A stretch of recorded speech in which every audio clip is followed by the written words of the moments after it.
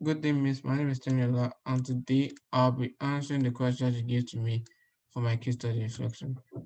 So the first question is, what was the most surprising new thing you learned in this assignment? The most surprising new thing I learned in this assignment is how to use a complementary DNA sequence from the given DNA sequence. And what I mean by the given DNA sequence is that the DNA sequence you already know. So what's surprising about it? So you can either do this in two ways. That's the most surprising about it. The first way to do this is to remember that the complementary DNA sequence has an opposite direction to the direction of the DNA sequence you're given. And that means that if the DNA sequence direction is from 5 to 3, then the complementary DNA sequence will be from 3 to 5. Another thing that was surprising about it is the direction of bases in the complementary DNA sequence will also have an opposite direction to the direction of bases in the DNA sequence you're given. So, and you also have to remember that you have to match and you also have to remember that the the complementary DNA sequence and DNA sequence you're given have to follow shower through to so that the bases can match up. So, for example, let's say we have a DNA sequence of ACT. That means the complementary DNA sequence will be AGT. All of what you learn in this case study linked to other parts of the course. So it links to other parts of the course by the Sharash rule.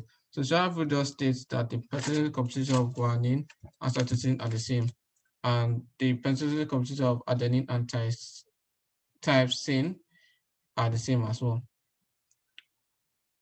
Sorry, I mean guanine and cytosine are the same. So we can see this in a DNA, in a 3D model of the DNA. So we already see that DNA is like a helix, and inside the DNA, we can see letters which represent the nitrogenous bases, which are A, C, G, T. Those are the only letters. Now I can only see AO is matching to T and GO is matching to C. That's just because of Sarah's rule, which says that cytosine and the percentage composition of cytosine and guanine are the same, so they must match up in a DNA molecule. Same thing goes for adenine and tyrosine. How did the research source you used to confirm what you understood about your topic? So it confirmed that DNA transcription is just converting DNA to an mRNA, which is a messenger RNA, and DNA translation is just converting the messenger RNA into a protein. So the first question, how did the research sources you consult contradict what you thought you already knew about the topic? So I thought that stem cells are only located in your bone marrow. Because when I was searching, I saw that we have to use stem cells from the bone marrow to for my case study to help the person to help replicate a healthy gene of the person for my case study. And I thought that stem were only located in the bone marrow because of that. But I now realized that stem cells are actually located all around your body, in every tissue, every organ. They're always there. So name one scientist who has studied a topic covered in your project in one or two sentences.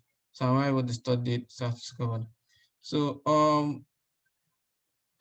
Frederick Sanger is a person who helped in ways to analyze DNA. So he invented Sanger sequencing, which helped him um which which helped him to become the first man to obtain a protein sequence.